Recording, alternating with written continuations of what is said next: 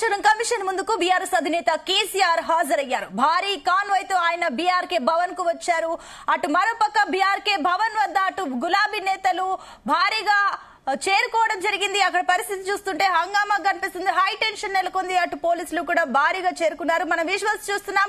అటు కార్ దిగుతున్నారు కేసీఆర్. ఇందాకనే కేసీఆర్ కి మునిపే హరీష్ రావు కూడా చేరుకున్నారు. 9 మందితో కేసీఆర్ ఈ రోజు కమిషన్ కి హాజరవుతున్నారు. ఈ నేపథ్యంలోనే కేసీఆర్ అక్కడ అధికారులతో మాట్లాడుతూ లోపలికి వెళ్తున్న విజువల్స్ మనం ఇప్పుడు లైవ్ లో చూస్తున్నాం.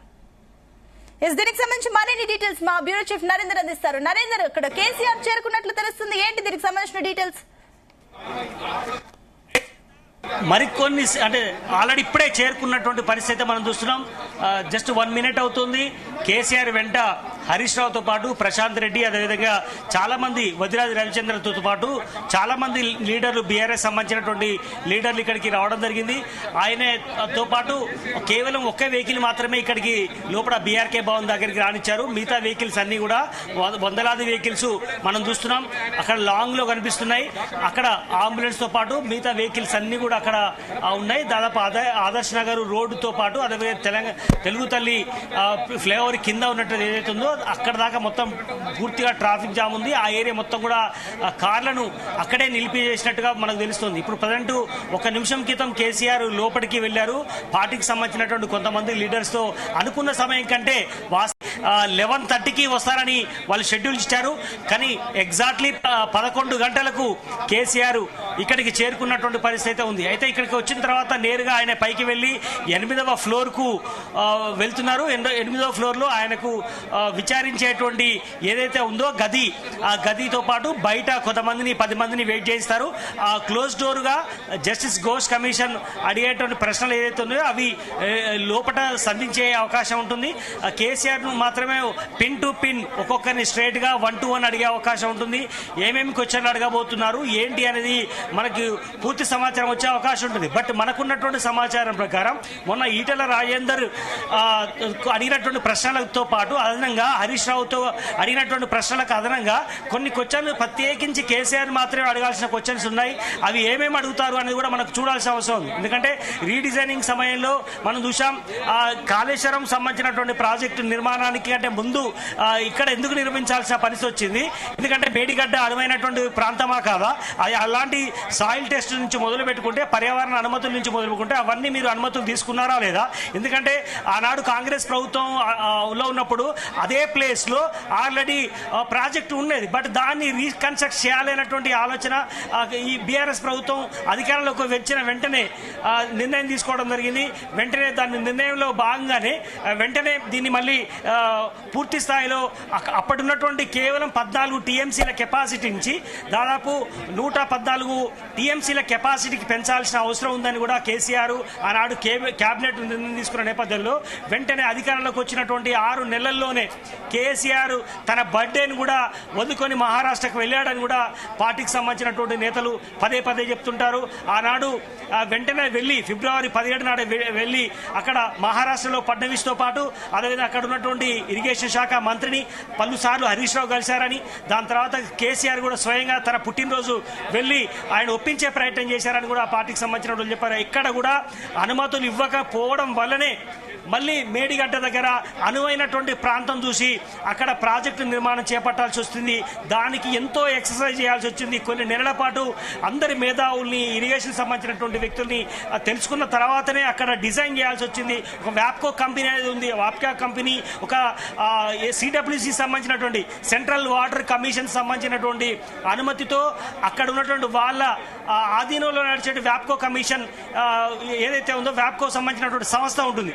ఆ సంస్థ పూర్తి స్థాయిలో ఎంక్వైరీ చేసిన తర్వాత అప్పుడు మాత్రమే ఇక్కడ లేబుల్ ఉంది అని చెప్పేసి తెలుసుకొని అక్కడ మేడిగడ్డ దగ్గర కాళేశ్వరం ప్రాజెక్టుని నిర్మాణానికి తీసుకోవడం జరిగిందని కూడా కేసీఆర్ చెప్పే అవకాశం ఉంటుంది. అదే సమయంలో కుంగిన పిల్లర్లు ఏదైతే ఉందో 3 మొత్తం కట్టారు కాళేశ్వరం ప్రాజెక్టు కింద. దాంట్లో భాగంగా కాళేశ్వరం, సుందిల్ల, అన్నారం, మేడిగడ్డలో అన్ని పిల్లర్లు ఒక 2 పిల్లర్లు మాత్రమే కుంగాయి. ఎందుకోసం కుంగాయని అడిగే అవకాశం ఉంది.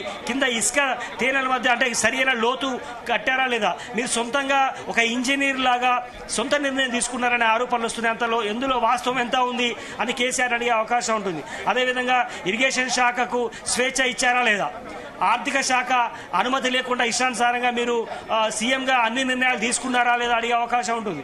అదేవిధంగా మొన్న మనం చూసాం హరీష్ రావును కూడా కొన్ని ఇబ్బంది పడేటువంటి కొన్ని క్వశ్చన్స్ అడిగినట్టుగా కూడా తెలుస్తోంది.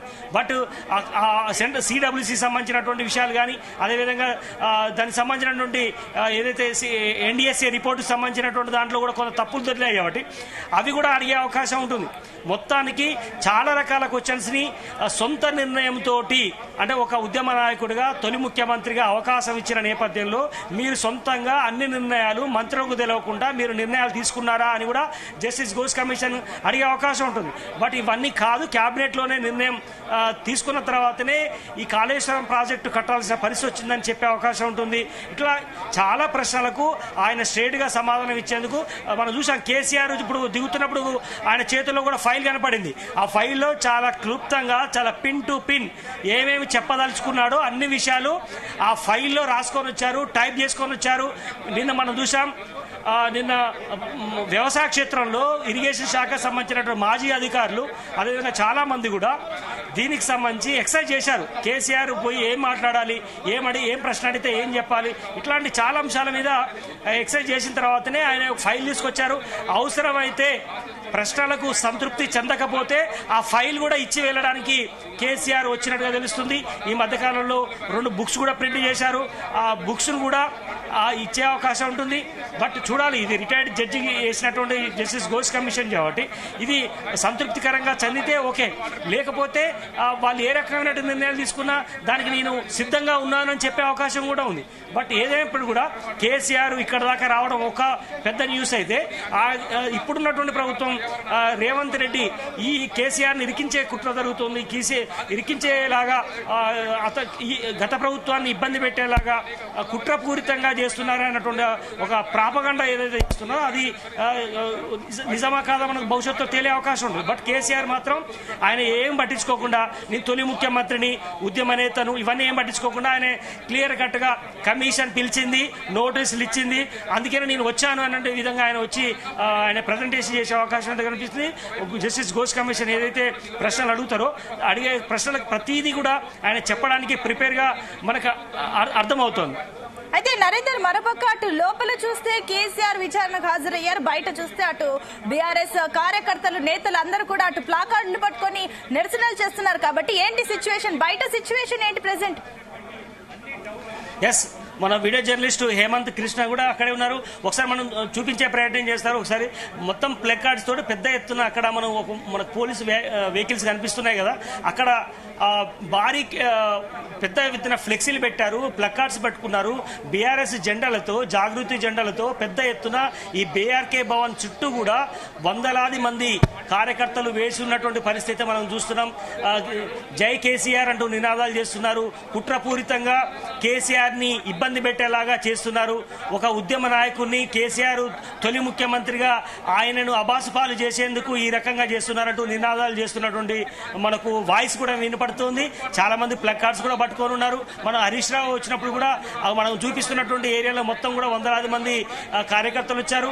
ఈ రోజు అంతకు 4 రెట్ల మంది కేసీఆర్ కు అండగా నిలిచేందుకు ఇక్కడికి వచ్చినటువంటి పరిస్థితి ఉంది. పోలీసులు కూడా వందలాది మందిని ఇక్కడ మోహరించినటువంటి పరిస్థితి. ఒక పక్క ట్రాఫిక్ పోలీసులు కూడా చాలా మంది ఆదర్శ్ నగర్ ఎమ్మెల్యే క్వార్టర్స్ వైపు, ఇటు తెలంగాణ తల్లి విగ్రహం వైపు, అదేవిధంగా ఇటు లిబర్టీ వైపు కూడా ఎక్కడ కూడా ఎవరిని రానియకుండా చేస్తున్నటువంటి పరిస్థితి. ప్రతి వ్యక్తిని కూడా pin to pin ID card చూస్తేనే కానీ ఇక్కడికి రానియని పరిస్థితే మనకు కనిపిస్తుంది. బట్ చూడాలి, ఇక్కడ కేసీఆర్ ఇంకొక గంటన్నర పాటు ప్రశ్నలకు సమాధానాలు చెప్పే అవకాశం ఉంది కాబట్టి దీనికి ఏమేమి సమాధానం చెప్తారనేది మనం చూడాల్సిన అవసరం ఉంది. మరొక ఇంపార్టెంట్ ఇష్యూ ఏంటంటే, నిజంగానే వేబిలిటీ ఉండే కాళేశ్వరం ప్రాజెక్టు కట్టారా, కేవలం కమిషన్ల కోసం కట్టారా కూడా అడిగే అవకాశం ఉంది. ఈ ఆరోపణలు వస్తున్నాయి, నిజమెంత అని కూడా కేసీఆర్ అడిగే అవకాశం ఉంది. వాస్తవానికి అక్కడ కెపాసిటీ, మేడిగడ్డ దగ్గర కెపాసిటీ అంత ఉందా లేదా, ఎందుకంటే ఆ నీళ్లను తట్టుకునే శక్తి అక్కడ ఉందా లేదా అని తెలుసుకునే అవకాశం కూడా ఉంటుంది. ఎందుకంటే ఆ ఫ్లో కనుక ఎక్కువైపోతే, ఒక నిజంగా కూలిపోతే అది దాని మీద ప్రభావంతో కింద ఉన్నటువంటి మండలాలు కొట్టుకుపోయే అవకాశం ఉంటుంది. నిజంగానే అన్ని అనుమతులు తీసుకొని మీరు కట్టారని కేసీఆర్ కేసీఆర్ ని అడిగే అవకాశం ఉన్న నేపథ్యంలో ఇట్లాంటి అన్ని ప్రశ్నలకు ఆయన సమాధానం చెప్పే అవకాశం అయితే ఉంటుంది. ఆయన ఉద్యమ నాయకుడిగా, అదేవిధంగా కొంచెం నీళ్ల మీద కానీ వనరుల మీద కానీ అవగాహన ఉన్నటువంటి వ్యక్తిగా, కేసీఆర్ ముందు నుంచే కాస్త ఎక్కువ పుస్తకాలు చదివినటువంటి వ్యక్తిగా ఆయన చెప్తుంటాడు. బట్ ఇప్పుడు దాని మీద కూడా కొంత స్టడీ చేసినటువంటి వ్యక్తి, స్వయంగా చాలా రాష్ట్రాలు కూడా తిరిగి దీనికి సంబంధించినటువంటి జలదోపిడీ మీద కానీ ఆయన దాని మీద పెద్ద ఎత్తున అనర్గళంగా మాట్లాడినటువంటి అనుభవం కూడా ఉంది. ఈ ప్రాజెక్టు కట్టే ముందు కూడా పక్కన ఉన్నటువంటి పొరుగున ఉన్నటువంటి రాష్ట్రాలను కూడా తిరిగి ఇరిగేషన్ ఎక్స్పర్ట్స్ తో మాట్లాడినటువంటి వ్యక్తిగా కూడా ఆయనకు అనుభవం ఉంది. కనుక అన్నిటిని కూడా ఎలాంటి తడబడు లేకుండా జస్టిస్ ఘోష్ కమిషన్ అడిగేటువంటి ప్రతి ప్రశ్న కూడా ఆయన పిన్ టు పిన్ ఆన్సర్ చెప్పే అవకాశం అయితే కనిపిస్తుంది. బట్ ఈయన మరిన్ని కొంచెం అదనంగానే అడిగే అవకాశం అయితే మనకు కనిపిస్తుంది. అంటే ఇప్పుడు నరేందర్ ఇప్పటి వరకు 114 మందిని విచారించింది కమిషన్, అండ్ ఇప్పుడు ఫైనల్ గా కేసీఆర్ కి వచ్చింది కాబట్టి అప్పటిలానే ఉంటుందా, ఇంకా కొత్తగా ఇంకా మరిన్ని ప్రశ్నలతో ఇంకా అదనంగా కేసీఆర్ ని అడిగే ఛాన్సెస్ ఉన్నాయనుకోవచ్చా? ఎగ్జాక్ట్లీ, ఎందుకంటే వాళ్ళిద్దరూ కేవలం క్యాబినెట్ లో ఇద్దరు కీలకమైనటువంటి మంత్రులే. బట్ ఆర్థిక శాఖ మంత్రిగా ఈటెల రాజేందర్ ఆయన నామమాత్రమైనటువంటి వ్యక్తిగానే నేను అని చెప్పాడు. ఆయన అడిగే ప్రశ్నలు ఆయనది ఆర్థిక పరమైనటువంటి విషయాల్లో నిజంగానే కార్పొరేషన్ లోన్స్ ఎక్కడి నుంచి తీసుకొచ్చారు, ఎట్లా కడతారు, ఇట్లాంటి అన్ని అంశాలు ఉన్నాయి. నిజంగానే మీకు తెలిసి కేసీఆర్ స్వేచ్ఛగా మీకు డబ్బులు రిలీజ్ చేసేలాగా ఇచ్చారా లేదా, లేదంటే మీ అనుమతి తీసుకున్నారా లేదా, ఇరిగేషన్కి మీకు ఏమైనా కోఆర్డినేషన్ ఉందా లేదా, ఇట్లాంటి అన్ని అంశాలు కూడా మాట్లాడుతూ వచ్చాడు. బట్ కొన్ని మాత్రమే నాకు సంబంధం ఉన్నాయి, మిగతా అన్ని కూడా ఇరిగేషన్కు సీఎంకు ఆనాడు పనిచేసినటువంటి వ్యక్తికే సంబంధమైన విషయాన్ని ఈటెల రాజేందర్ కొన్ని చెప్పి కొన్ని తప్పించుకునే ప్రయత్నం చేశాడు. బట్ ఇప్పుడు ఇరిగేషన్ శాఖ మంత్రి అనేటువంటి చాలా కీలకమైనటువంటి వ్యక్తి అన్నాడు. బట్ అందుకనే మనం చూసాం ఇరిగేషన్ శాఖ మంత్రిగా ఉన్నటువంటి హరీష్ రావును కూడా ఆనాడు పనిచేసినటువంటి వ్యక్తిని చాలా క్వశ్చన్స్ కూడా ఆయన అడిగే ప్రయత్నం చేశారు. బట్ వాటన్నిటి కూడా ఆయన సమాధానం చెప్పే ప్రయత్నం చేశాడు. ఇప్పుడు కేసీఆర్ క్యాబినెట్ కీలకమైనటువంటి నేత, ముఖ్యమంత్రి స్వయాన ఆయన మొత్తం కాళేశ్వరాన్ని ఒక పెద్ద ప్రాజెక్టుగా, ఒక భవిష్యత్తులో 100 ఏళ్లకు ఉపయోగపడేటువంటి ప్రాజెక్టుగా దాన్ని తీర్చిదిద్దాలనేటువంటి ఆలోచన చేశాడు. 45 లక్షల ఎకరాలకు నీళ్లు అందించేటువంటి ప్లాన్తో ఒక దూరదృష్టి ఉన్నటువంటి వ్యక్తిగా ఆయన ప్లాన్ చేసిన నేపథ్యంలో ఖచ్చితంగా పొరపాటు లేదు అని చెప్పే ప్రయత్నమే చేస్తాడు. ఖచ్చితంగా అన్ని అనుమతులు తీసుకుందామని చెప్తాడు. మహారాష్ట్రకు పోయి ఎన్ని రకాల అనుమతులు కోసం ప్రయత్నం చేసిందో చెప్తాడు.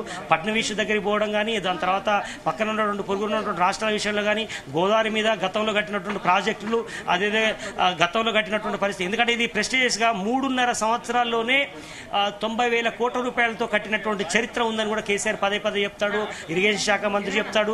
బట్ అలాంటి పరిస్థితుల్లో ఇట్లా ఇంత ప్రెస్టీజియస్ ప్రాజెక్టు ఎందుకోసం కుంగుబాటు అయ్యిందని కూడా చెప్పే అవకాశం ఉంటుంది, అడిగే అవకాశం ఉంటుంది. దాని అన్నిటికీ కూడా సమాధానం చెప్తారు.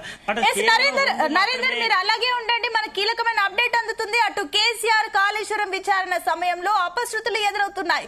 భారీ కాన్వాయ్ తో ఎర్రవల్లి నుంచి బయలుదేరిన కేసీఆర్ కాన్వాయ్ లో ప్రమాదం జరిగింది. మాజీ మంత్రి ప్రశాంత్ రెడ్డి ప్రయాణిస్తున్న కారును కార్ఖానా వద్ద కాన్వాయ్ లోని మరో కారు ఢీకొట్టింది. ఈ ప్రమాదంలో 2 కార్లు ధ్వంసమయ్యాయి.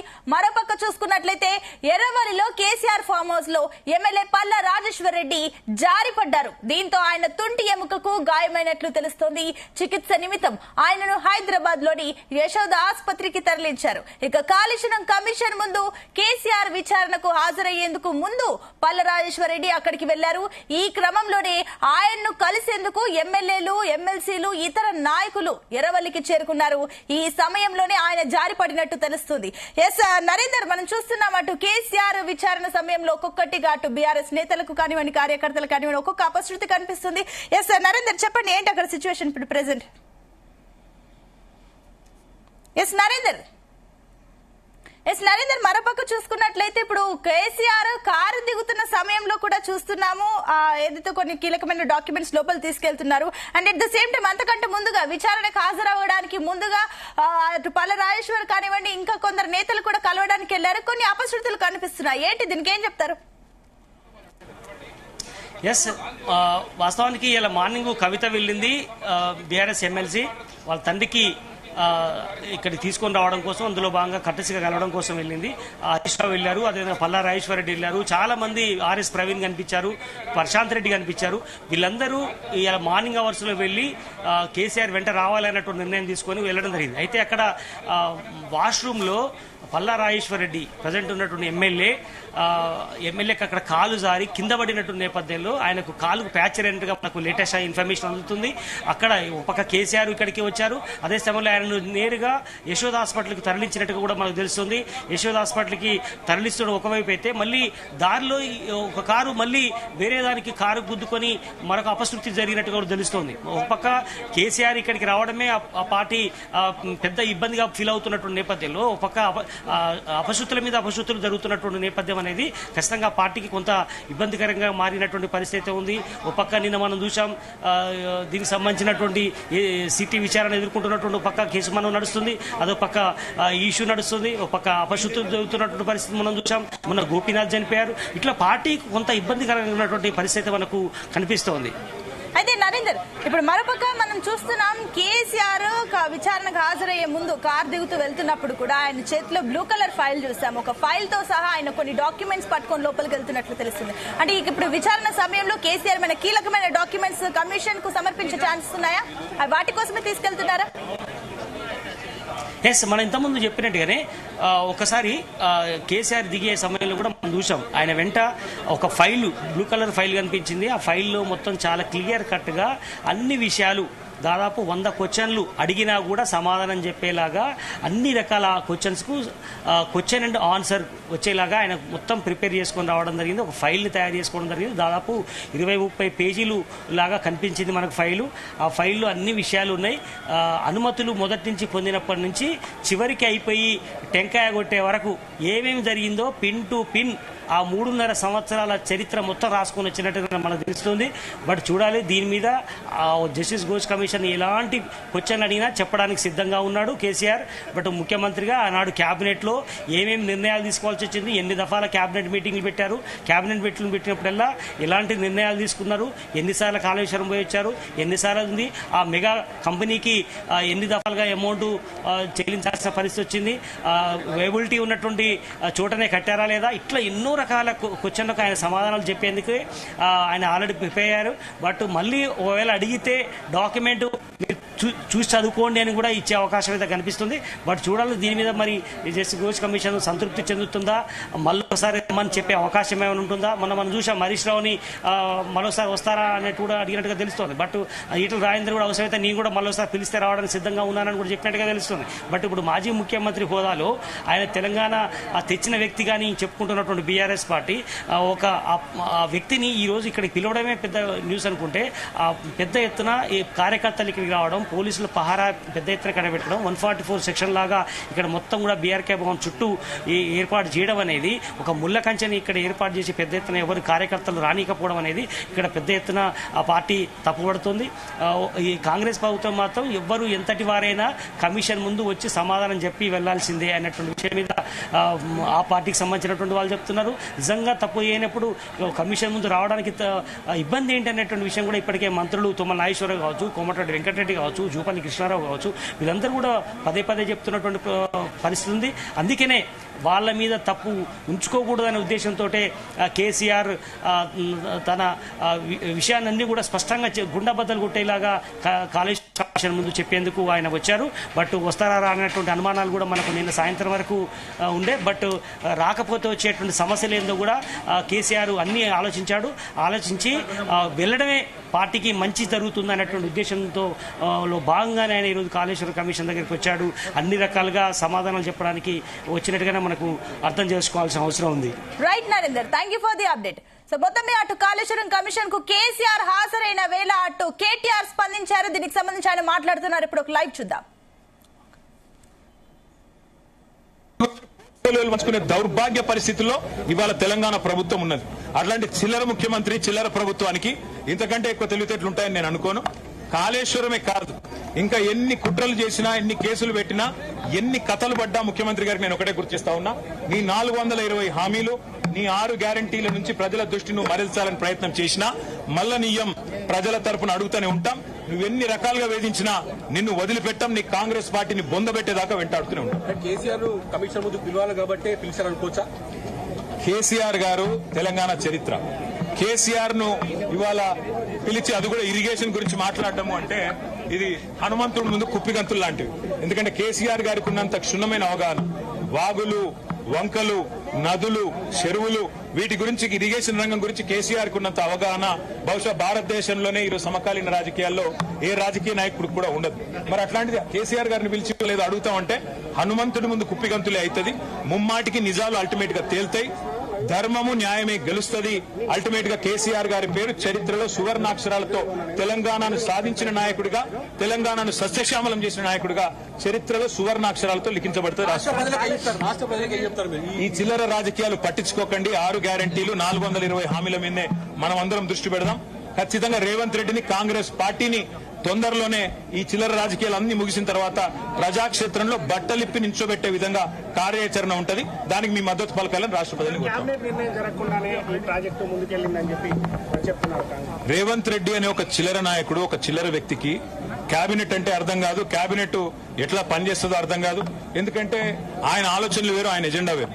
ఆయనకు రాష్ట్ర ప్రయోజనాల కంటే, రైతుల ప్రయోజనాల కంటే రాజకీయ ప్రయోజనాలు, రాక్షస ఆనందము, పైశాచిక ఆనందం ఆయనకు ముఖ్యం. ఆయన చిల్లర పని చేసి బ్యాగులు మోసి జైల్లో పడ్డాడు కాబట్టి మా వాళ్ళని కూడా కొంతమందిని జైల్లో పెట్టాలనేది ఆయన వికృతమైన ఆలోచన తప్ప ఇంకోటి కానే కాదు. నేను చెప్పేదల్లా ఒకటే, అబద్దం నిజం నిలకడ మీద తెలుస్తుంది. నిజం కడప దాటే లోపల అబద్దం అంగిలాగేసుకుని ఊరంతా తిరిగి వస్తుంది అన్నట్టు కొన్ని రోజులు కాళేశ్వరం అని, కొన్ని రోజులు ఫోన్ ట్యాపింగ్ అని, కొన్ని రోజులు ఫార్ములా ఈ అని ఏదైతే డ్రామాలు రేవంత్ రెడ్డి ఆడుతా ఉన్నాడో, ఆయన ప్రభుత్వం ఆడుతా ఉందో, ఇవన్నీ కూడా కేవలం ప్రజల దృష్టి మరల్చడానికి చేస్తున్న చిల్లర ప్రయత్నం. 420 హామీలు, 6 గ్యారంటీలు అమలు చేయలేని ముఖ్యమంత్రి, చివరికి మంత్రివర్గ విస్తరణ చేయలేని ముఖ్యమంత్రి, చివరికి మంత్రివర్గ విస్తరణ చేసిన పోర్ట్ఫోలియోలు కూడా కేటాయించుకోలేని ఒక అసమర్థ ఫెయిల్యూర్ చీఫ్ మినిస్టర్.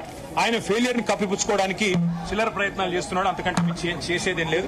కేసీఆర్ గారితో ఇరిగేషన్ గురించి మాట్లాడడం అంటే హనుమంతుడి ముందు కుప్పిగంతులాగా ఉంటుంది. ఎందుకంటే కేసీఆర్ గారికి సమకాలీన రాజకీయాల్లో భారతదేశంలో ఆయనకున్నంత క్షుణ్ణమైన అవగాహన, నదులు, వాగులు, వంకలు, చెరువులు ఏం చేయొచ్చు అనేది, ఏం చేసి చూపెట్టిందో కూడా కేసీఆర్ నాయకత్వం తెలంగాణ ప్రజల ముందే ఉంది. బ్రహ్మాండంగా తెలంగాణను 1,00,00,000 ఎకరాల మాగాణం చేసి వరిధాన్యం ఉత్పత్తిలో పంజాబ్ ను, హర్యానాను దాటిపోయి తెలంగాణ అనే కరువు పాలిత ప్రాంతాన్ని ఇవాళ భారతదేశంలో అగ్రభాగాన్ని నిలబెట్టినందుకు కేసీఆర్ గారికి నోటీసులు ఇస్తారా? లేదా ప్రపంచంలోనే అతిపెద్ద లిఫ్ట్ ఇరిగేషన్ ప్రాజెక్టును 4 ఏళ్లలో ప్రజాస్వామ్య భారతదేశంలో కట్టినందుకు మీరు నోటీసులు ఇస్తారా? దేనికి ఇస్తారు కేసీఆర్ కు నోటీసులు?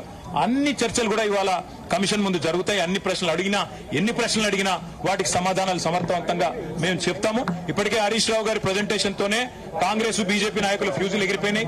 ప్రజలకు కూడా మొత్తం వాస్తవాలు అర్థమైపోయినాయి. వాడు కొత్తగా చెప్పడానికి గానీ మరి అడగడానికి గానీ వాస్తవంగా ఏం లేదు.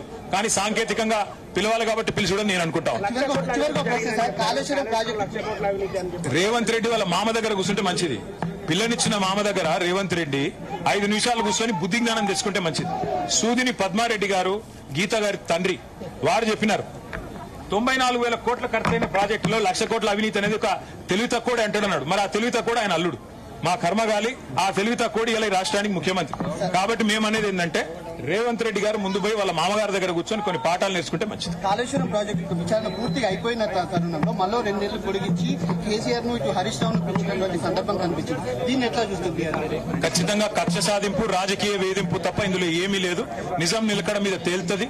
ముమ్మాటికి అల్టిమేట్ గా ప్రజాక్షేత్రంలో, న్యాయస్థానాల్లో ఎక్కడెక్కడైతే ఇవాళ ఈ విచారణను, ఈ వేధింపులను ప్రజలు గమనిస్తున్నారో, 1,00,00,000 ఎకరాల మాగాణం చేసి పంజాబ్ ను, హర్యానాను దాటే విధంగా తెలంగాణలో వ్యవసాయ ఉత్పత్తి పెంచిన కేసీఆర్ గారి మీద వేధింపుకు పాల్పడితే తప్పకుండా ప్రజాక్షేత్రంలో ప్రజలు బుద్ధి చెప్తారు. 1.5 కాలంగా ఒక ప్రాజెక్టు డిపిఆర్ గానీ, కనీసం శంకుస్థాపన గానీ, ఒక ఇటుక పెట్టి కట్టే దాఖలా లేవు. ఎట్లా చూస్తారు కాంగ్రెస్ పార్టీ? ఎట్లా చూసేదేముంది? ఇటు కూలగొట్టడానికి వచ్చింది తప్ప కట్టనికి రాలేదు. ఈ పేదల ఇండ్లు కూలగొట్టడం, ఇట్లాంటి ప్రాజెక్టులు కూలగొట్టడం, విధ్వంసకరమైన ఆలోచనలు, రాజకీయ వేధింపులు, కక్ష సాధింపు తప్ప ఈ సన్నాసికి ఏమి చేత కాదని అర్థమవుతా ఉంది. అందులో అర్థం కాకపోవడానికి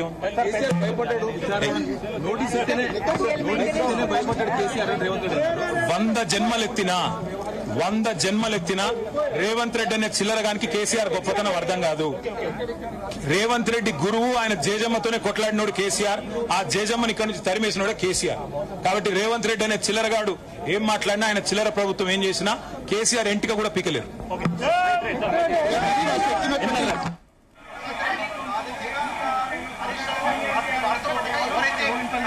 మాత్రమే వాహనంలో ఇక్కడికి బీళ్లు పడ్డ తెలంగాణ భూములను సస్యశ్యామలము చేసి రైతులను, అన్నదాతలందరినీ కూడా బలోపేతం చేసి కాళేశ్వరం ప్రాజెక్ట్ నిర్మాణం చేసి అత్యద్భుతమైనటువంటి ఒక రీతిలో తెలంగాణను సుసంపన్నం చేసినటువంటి ఒక కేసీఆర్ గారికి రేవంత్ రెడ్డి గారు ఈరోజు ఒక కక్షపూరితంగా ఈరోజు కాళేశ్వరం కమిషన్ ద్వారా నోటీసులు ఇప్పించి ఇవాళ మోసపూరితమైన వైఖరితో ఇవాళ దోషిగా నిలబెట్టేటువంటి ఒక దుర్మార్గమైనటువంటి ఒక ప్రయత్నం చేస్తా ఉన్నారు. అయినప్పటికీ కూడా ప్రజాస్వామ్యాన్ని రాజ్యాంగాన్ని గౌరవించి పెద్దలు గౌరవనీయులు కేసీఆర్ గారు ఈరోజు ఘోష్ కమిటీ ముందుకు రానున్నారు. నిజానిజాలన్నీ కూడా తేటతెల్లమవుతుంది. ఇవాళ రేవంత్ రెడ్డి కాళేశ్వరం ప్రాజెక్ట్ కట్టకుండా రిపేర్ చేయకుండా చేస్తున్న మోసం గురించి కూడా ఇవాళ ప్రజలకు తెలిసేటువంటి ఒక పరిస్థితి ఏర్పడుతుంది. కాబట్టి ఇది ఒక పెద్ద దుర్మార్గమైనటువంటి ఒక చర్య. దీన్ని తీవ్రంగా ఖండిస్తున్నాం.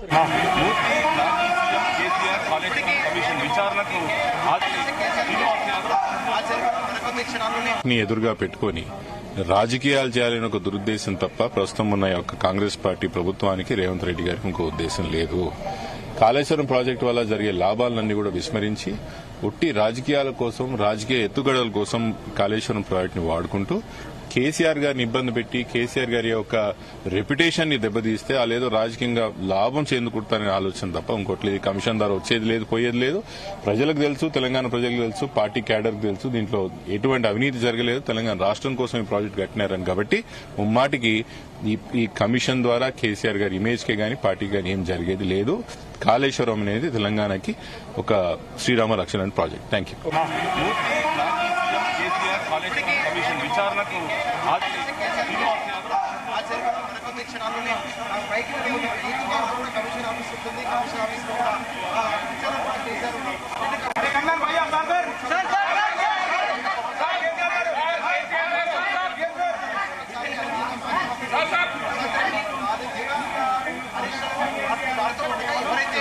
సంతోషం మాత్రమే వాహనంలో ఇక్కడికి చేరుకున్నారు.